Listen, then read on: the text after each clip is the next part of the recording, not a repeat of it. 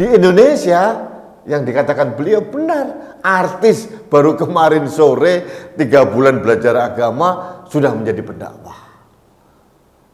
Orang mu'alaf yang baru nyemplung ke Islam dengan segala kebencian karena dia hanya sekedar pintar berorasi langsung jadi pendakwah.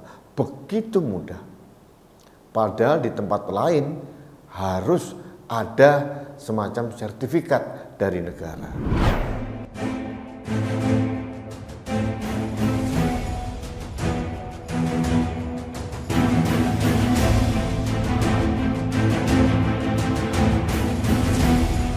Bandingkan di Saudi, biar dia sarjana agama, hafal Quran, tidak punya sertifikat dari negara, tidak bisa dia ceramah.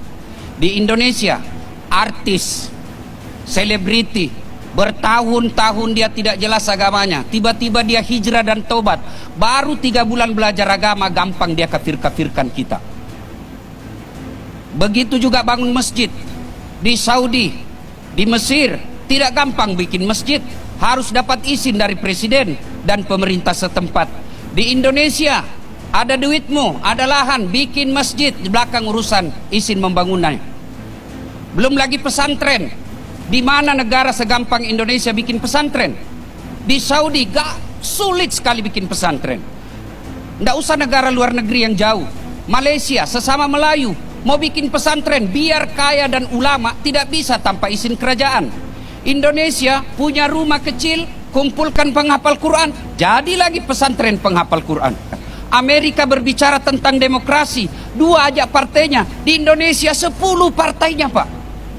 Inggris berbicara bangga dengan kerajaannya, 1 aja bahasanya, bahasa Inggris. Di Indonesia Aceh beda bahasanya, Jawa kerajaannya beda juga bahasanya, di Bugis beda juga bahasanya. Luar biasa. Tapi semua itu kita diikat dengan Bhinneka Tunggal Ika. Halo sahabat Indonesia, kita bertemu lagi dalam Opini Rudi. Sahabat Indonesia, saya tercenung melihat video ceramah dari Ustadz Dasaat Latif ini. Karena apa? 100% yang disampaikan oleh beliau benar adanya.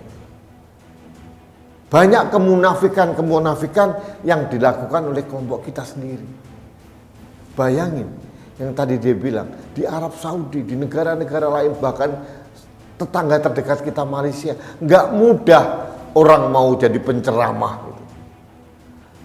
Di Indonesia, yang dikatakan beliau benar, artis baru kemarin sore 3 bulan belajar agama sudah menjadi pendakwah. Orang mu'alaf yang baru nyemplung ke Islam dengan segala kebencian karena dia hanya sekedar pintar berorasi langsung jadi pendakwah. Begitu mudah. Padahal di tempat lain harus ada semacam sertifikat dari negara. Ini kemewahan di Indonesia tapi dinistakan oleh kita sendiri. Pembangunan masjid, saya setuju. Saya mau tanya, di mana masjid di Indonesia ini yang dibangun dengan IMB atau dengan mengikuti SKB 2 menteri, Menteri Agama dan Menteri Dalam Negeri? Mana? Tidak ada. Orang punya duit, punya lahan, langsung bangun. Bahkan nggak punya duit pun, punya modal sedikit, ada lahan wakaf, dibangun masjid, sisanya apa? Minta-minta di sepanjang jalan, minta donasi. Itu yang terjadi. Urusan IMB diurus belakangan. Itu terjadi. Ada nggak yang mengusik? Tidak ada yang berani. Dan ini berbanding terbalik kalau umat non-Islam yang membangun rumah ibadah pasti dicecar habis-habisan. Artinya apa? Umat Islam di Indonesia sudah diberikan begitu banyak kemewahan oleh negara. Tetap saja durhaka, aneh. Narasi mereka mengatakan umat Islam di zaman Jokowi dijolimi. Dijolimi yang mana? Ada nggak peraturan seorang Jokowi melarang sholat, melarang pendirian masjid, mencekal pendakwah, ada nggak? Kalau Pak Jokowi mencekal atau menyarankan kepada institusi TNI Polri atau mungkin di lembaga yang lain untuk tidak mengundang ustadz radikal, itu adalah upaya dari seorang kepala negara untuk melindungi negara ini. Nah, kalau di negara lain lewat mereka, habislah mereka ini.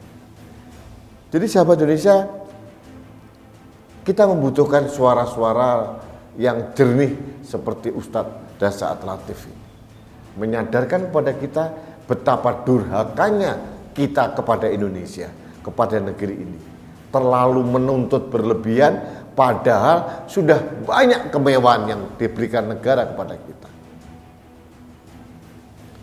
Azan, pada saat speaker diatur oleh Menteri Agama, marah mereka. Bahkan di Aceh dikatakan kalau perlu ditambah speakernya. Ini kan nggak waras ini.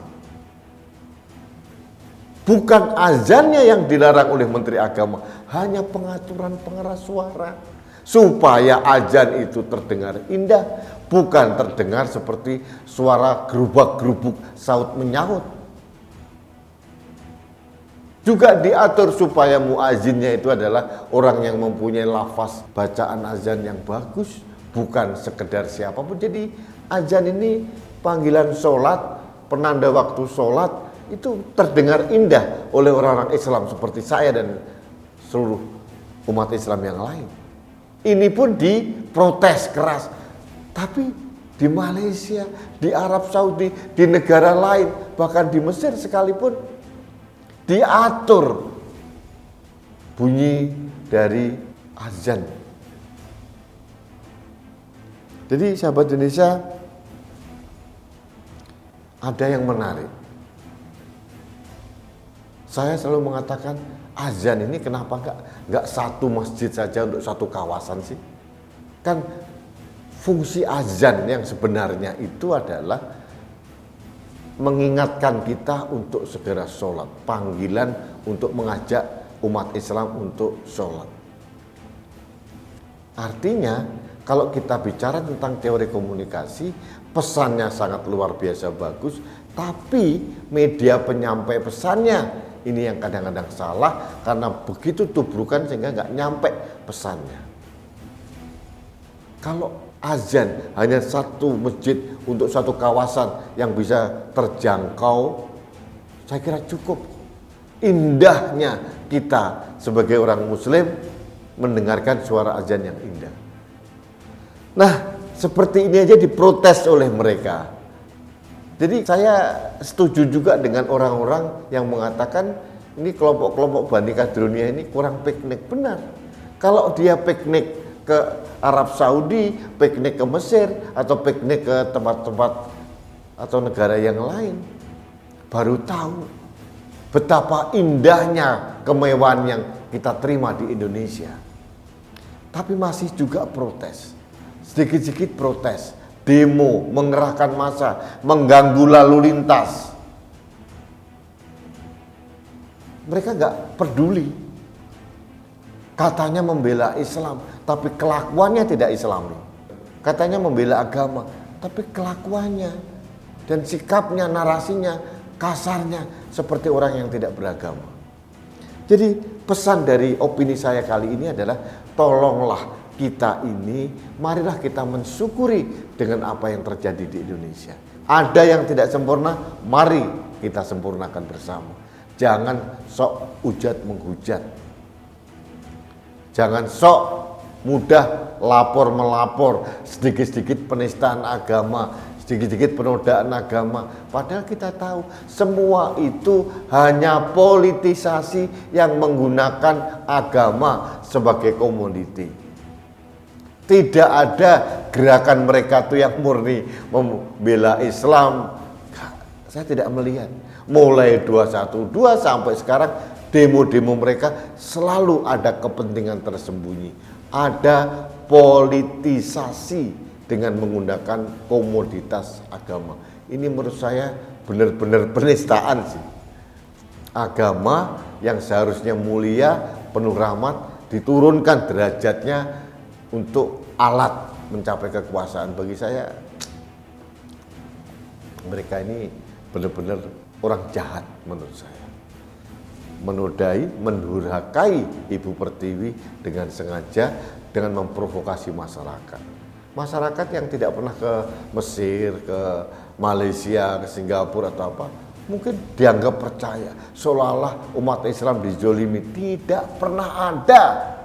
Saya tegaskan, tidak ada larangan sholat, tidak ada larangan azan, tidak ada larangan pembangunan rumah ibadah, tidak ada larangan untuk penceramah agama, mengadakan tabligh akbar. Inilah Indonesia, begitu indah, begitu bebas, tapi masih diingkari juga. Makanya kalau orang durhaka mengingkari rasa syukur, kadang-kadang ya seperti PA212 ini. Kadang-kadang berubah-berubah. Satu sisi mengajak TNI AD untuk kerjasama menjaga Indonesia, di sisi lain demo ke sana kemari membuat kegaduhan. Dipermalukan sama Tuhan. Apa dipermalukannya? Korlapnya, sholatnya ngawur. Nah, ini kan semesta dan Tuhan itu sudah menunjukkan dengan terang benderang seperti apa mereka dan bagaimana mereka. Baiklah sahabat Indonesia, saya hanya ingin mengajak Anda untuk bersyukur dengan apa yang terjadi di negeri ini. Kita mencintai negeri ini. Kita ini ditakdirkan menjadi orang Indonesia. Apapun agamanya. Saya beragama Islam, mungkin ada yang beragama Kristen, Hindu, Buddha, Katolik, Konghucu, monggo. Tapi kita tetap orang Indonesia. Ini takdir kita. Jangan dibalik-balik. Kita adalah orang Indonesia yang beragama Islam. Kita adalah orang Indonesia yang beragama Katolik, Kristen, Buddha, dan sebagainya. Tapi yang pertama adalah kita orang Indonesia. Jadi marilah kita mencintai Indonesia apa adanya. Kita bantu pemerintah, kita bantu negara untuk membuat negeri ini semakin makmur. Kalau sudah makmur, siapa yang kecipratan kemakmuran? Rakyat juga. Dan perlu saya sampaikan yang terakhir, visi dari negara ini adalah termaktub dalam sila kelima dalam Pancasila.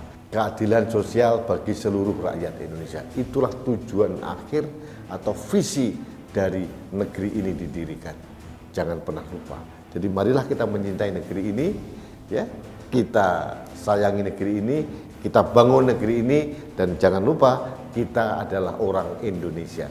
Kita ditakdirkan sebagai orang Indonesia. Ingat itu. Baik, terima kasih sahabat Indonesia. Kita bertemu kembali dalam Opini Rudi berikutnya. Saya mendoakan Anda untuk selalu sehat. Dan untuk menjadi sehat, selain kita harus menjaga kesehatan dengan asupan makanan yang bergizi, salah satunya juga tetap menggunakan masker dalam berkegiatan sehari-hari. Karena masker saya melindungi Anda, masker Anda melindungi saya, masker kita melindungi Indonesia. Salam satu Indonesia, salam budaya Nusantara, salam toleransi, salam sehat untuk Indonesia. Saya Rudi SK.